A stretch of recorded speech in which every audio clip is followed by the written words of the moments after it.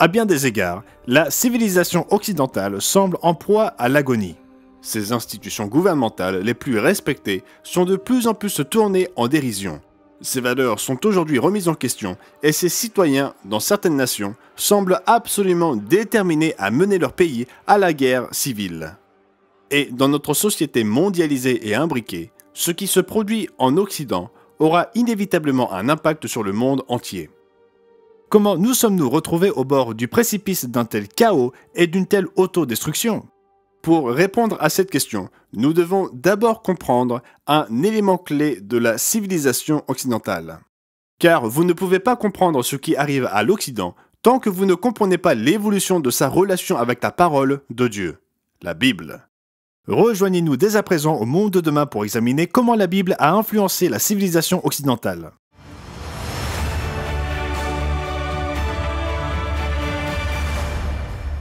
Bonjour et bienvenue au Monde de demain, où nous expliquons ce qui se passe dans le monde à travers les pages de la Bible. Aujourd'hui, nous allons examiner ce qui se passe dans la civilisation occidentale d'un point de vue différent de celui que vous trouverez dans la plupart des analyses. Notre émission est diffusée dans le monde entier, et les citoyens de nombreuses nations, petites et grandes, se connectent au Monde de demain pour trouver de vraies réponses aux questions les plus importantes de la vie. Et ces temps-ci, de nombreuses personnes dans le monde entier se demandent ce qu'il advient de la civilisation occidentale. Dans certaines des démocraties et républiques qui étaient considérées comme des modèles de l'état de droit, ordonnés et pacifiques, des scènes de désordre, d'anarchie et de conflits sont devenues monnaie courante dans les sujets d'actualité et les émissions sur Internet. Bien sûr, il n'en a pas toujours été ainsi. Alors que de nombreuses grandes civilisations ont existé au cours de l'histoire, c'est la civilisation occidentale qui, à bien des égards, a façonné le monde actuel dans lequel nous vivons. Je ne dis pas cela comme un éloge universel. L'histoire de la civilisation occidentale est en effet entachée de fautes, c'est certain. Ces mêmes nations et cultures qui ont offert au monde de nombreux cadeaux dont jouissent tant de personnes aujourd'hui ont également été des sources de conflits, d'asservissement et de guerres. De nombreuses nations qui étaient autrefois des colonies de nations occidentales peuvent constater qu'elles n'ont pas toujours bénéficié de leur association avec la culture et la civilisation occidentale. Et nombre des réalisations de l'Occident ont été financées en partie par des richesses et des ressources prises d'autres nations. Ne considérez donc pas l'émission d'aujourd'hui comme un éloge universel à la civilisation occidentale. Une seule civilisation, dans toute l'histoire passée ou future, sera irréprochable, et nous mentionnerons cette civilisation à la toute fin de notre émission. Cependant, trop de gens tombent aujourd'hui dans le piège de la critique de l'Occident, comme si sa culture n'avait été qu'un fléau pour le monde depuis sa naissance et sa diffusion à travers le monde. S'il est extrêmement à la mode aujourd'hui de se montrer vertueux auprès de ses pairs éclairés en se moquant de l'Occident, c'est aussi être mal informé, et franchement, c'est ironique. Car souvent, les valeurs mêmes que les détracteurs de l'Occident appliquent dans leurs critiques sont des valeurs qui ont été diffusées dans le monde par la civilisation occidentale. Au contraire, l'Occident fut historiquement une source de progrès dans la culture, le gouvernement civil, la science, la technologie, la production économique, les droits de l'homme et la liberté qui ont façonné le monde actuel dans lequel nous vivons. En plus, pensez à ce que serait la musique aujourd'hui sans le génie de Bach, de Mozart, de Handel, de Chopin ou de Beethoven. Ou imaginez un monde qui n'aurait jamais connu l'art de Michel-Ange, de Monet ou de Rembrandt. La révolution industrielle qui a permis de faire progresser la production en Grande-Bretagne, en Europe et aux États-Unis contribua en fait à élever le niveau de vie de millions de personnes dans le monde entier.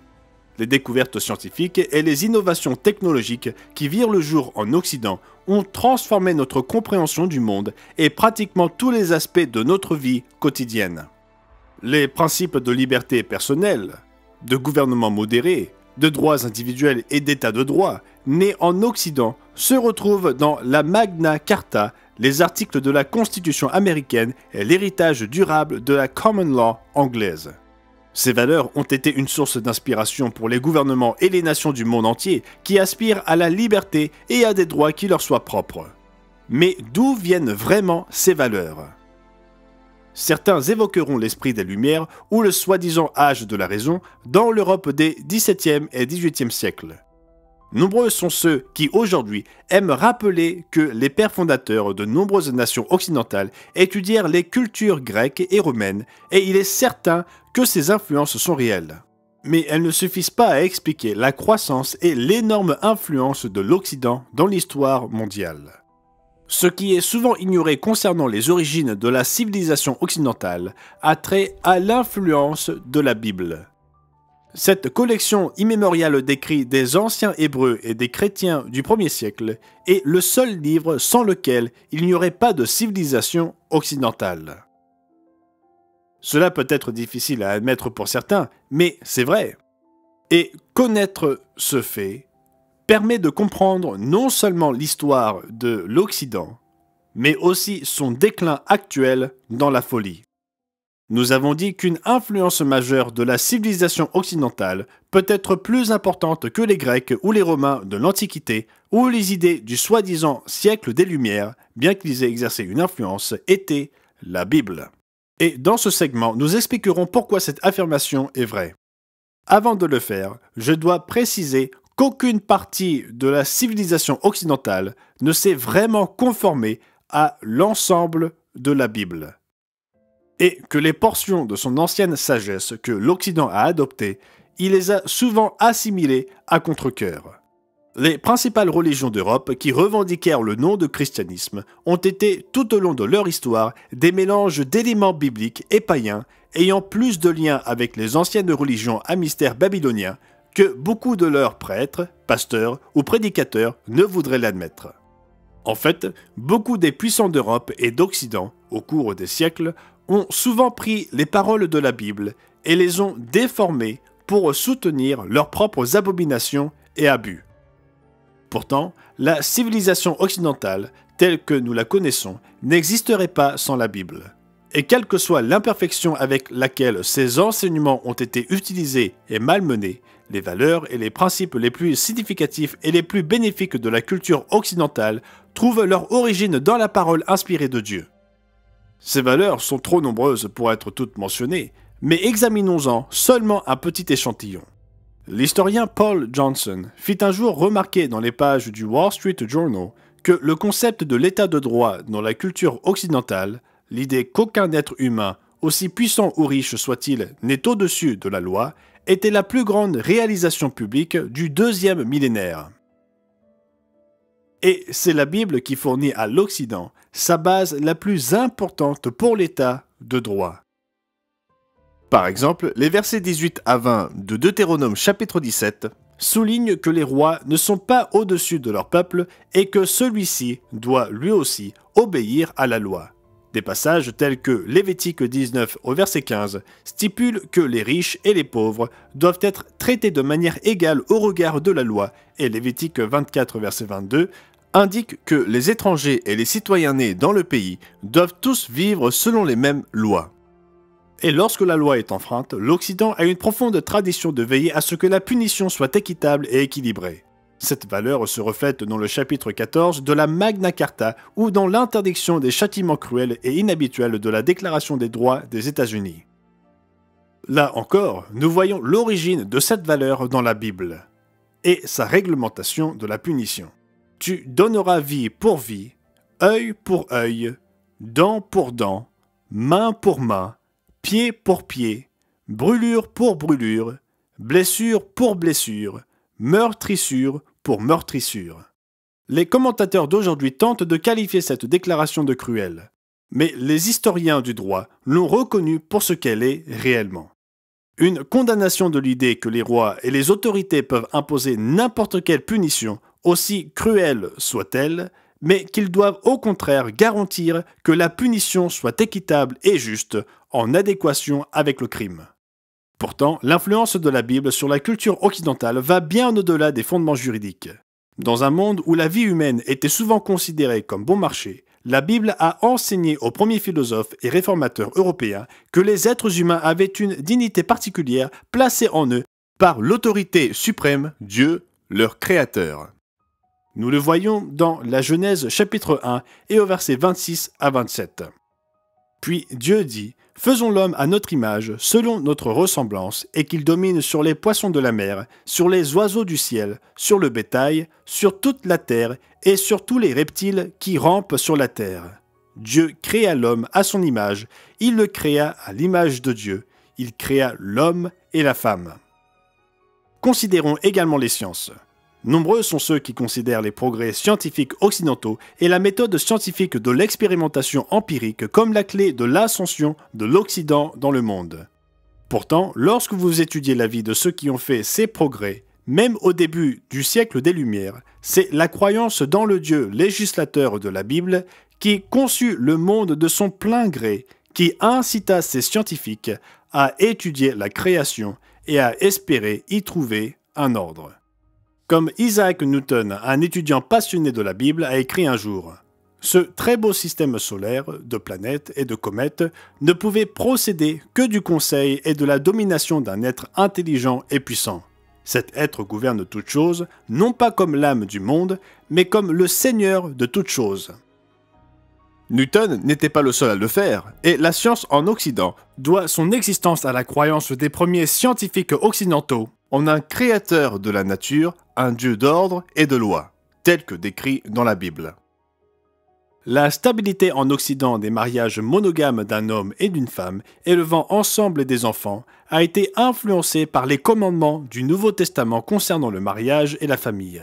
Et ce sont les enseignements de la Bible concernant la miséricorde envers les veuves, les orphelins et les personnes dans le besoin qui ont stimulé le développement d'organisations caritatives en Occident qui se sont transformées en orphelinats, en hôpitaux et en institutions destinées à prendre soin des personnes âgées, des affamés et des sans-abri.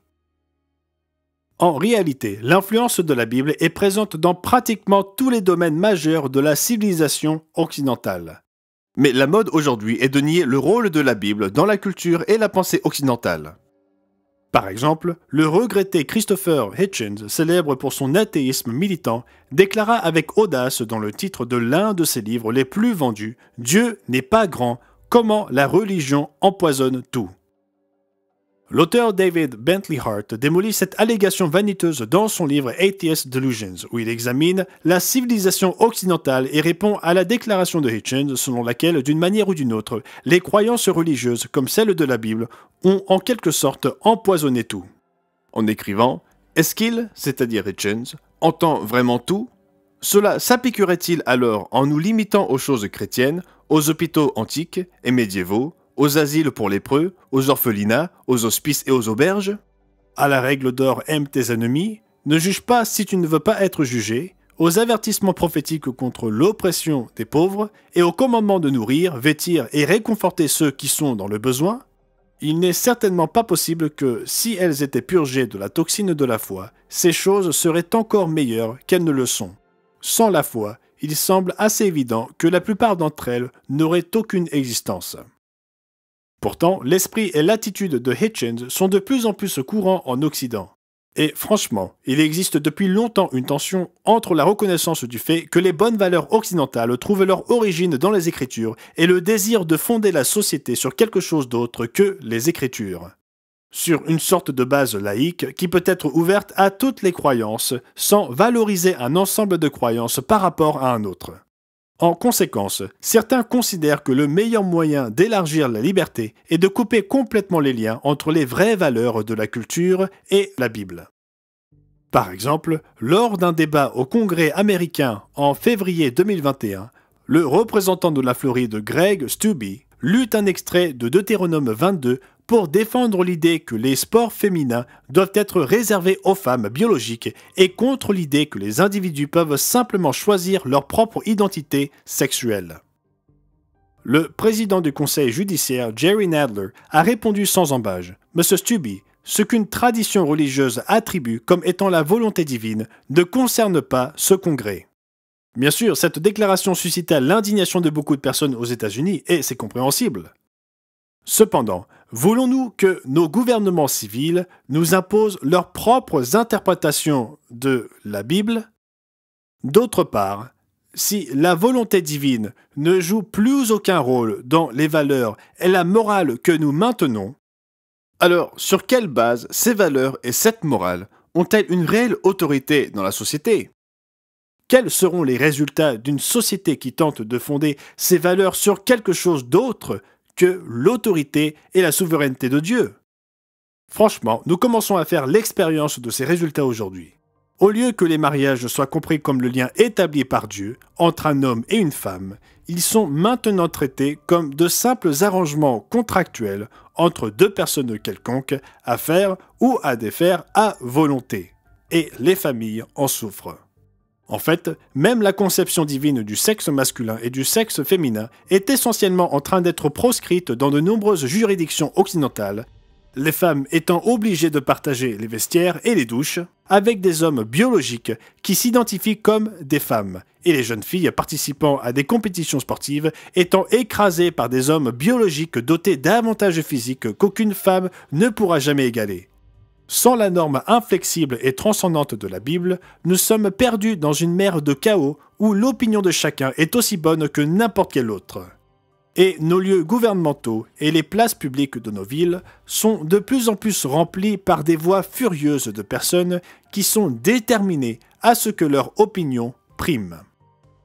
Quel est le résultat d'une tentative de diriger la civilisation occidentale selon les vestiges des valeurs de la Bible, mais sans reconnaître l'autorité divine de la Bible? Un monde qui correspond de très près à celui décrit par l'apôtre Paul au jeune évangéliste Timothée.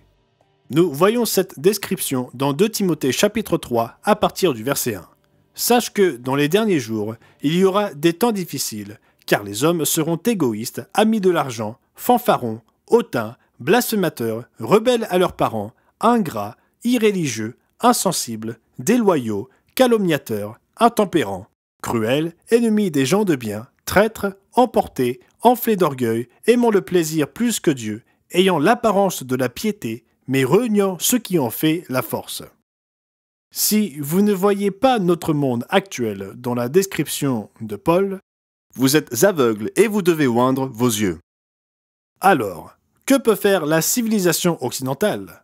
Dans une société et une économie globale, ce qui impacte l'Occident impacte le monde entier. Comment l'Occident peut-il inverser la tendance et s'extraire du seuil de l'autodestruction? Comme mon bon ami Dexter Wakefield, qui écrit souvent pour Le Monde de demain, aime à le dire, les causes des problèmes du monde sont spirituelles. Les solutions sont bibliques. Bâtir notre civilisation sur autre chose qu'un respect complet de la Bible, en tant que révélation de Dieu, avec une autorité divine sur tous les aspects de la vie et de la société, aura toujours les mêmes résultats au final. Le chaos moral, les conflits sociaux et l'effondrement de la civilisation. L'un des pères fondateurs de l'Amérique, John Adams, l'avait compris. S'adressant en 1798 à des miliciens du Massachusetts, le président de l'époque fit remarquer que si les États-Unis commençaient à ne paraître vertueux qu'en surface, alors que le caractère du peuple américain commençait à se dégrader, les États-Unis deviendraient, selon ces termes, l'habitation la plus misérable du monde. Pourquoi? Répond-il. Parce que nous n'avons pas de gouvernement armé d'un pouvoir capable de lutter contre les passions humaines sans être restreinte par la morale et la religion. L'avarice, l'ambition, la vengeance briseraient les cordes les plus solides de notre Constitution comme une baleine passe à travers un filet. Notre Constitution n'a été faite que pour un peuple moral et religieux. Elle est totalement inadaptée au gouvernement de tout autre peuple. En fait, la prophétie biblique parle d'une profonde scission qui s'abattra sur la civilisation occidentale à cause de son manque de repentance de son approche tiède des valeurs bibliques, ce qui entraînera la chute et le châtiment divin de nombreuses nations occidentales, en particulier les nations d'origine britannique, et la montée d'une dictature parmi les autres nations qui finira par attraper le monde entier dans ses griffes. Le résultat de ces développements amènera le monde au bord de l'autodestruction, comme le dit Jésus lui-même dans Matthieu 24. Car alors la détresse sera si grande qu'il n'y en a point eu de pareil depuis le commencement du monde jusqu'à présent, et qu'il n'y en aura jamais. Et si ces jours n'étaient abrégés, personne ne serait sauvé, mais à cause des élus, ces jours seront abrégés. Oui, heureusement, ces jours seront abrégés. Le monde sera sauvé de lui-même et commencera sa transformation dans la paix de 1000 ans de Jésus-Christ et le règne de ses saints. Cette paix ne sera pas apportée par un retour aux normes constitutionnelles des valeurs de l'Occident, avec son esprit hybride de valeurs bibliques, de philosophie païenne et de sentiments séculiers. Au contraire, le Christ enseignera au monde entier à embrasser la Bible dans son ensemble, sans réserve. En effet, ces enseignements et la loi de Dieu, et non de l'homme, couvriront la terre comme les eaux couvrent les fonds de la mer. Bien sûr, vous n'avez pas à attendre que la civilisation occidentale se ressaisisse et commence à adopter le livre des livres sur lequel ce monde futur sera bâti. Vous pouvez commencer à construire votre vie sur ce livre dès à présent. Merci beaucoup d'avoir regardé. Nous tous ici au Monde de Demain travaillons d'arrache-pied pour vous aider à donner un sens à votre monde à travers les pages de la Bible. Si vous êtes intéressé par la brochure que nous vous proposons aujourd'hui, vous trouverez un lien dans la description. Nous espérons que vous cliquerez sur le bouton d'abonnement afin que vous puissiez accéder à l'ensemble de notre chaîne quand vous le souhaitez. Et si vous cliquez sur le bouton j'aime, nous vous en serions fort reconnaissants. Merci beaucoup.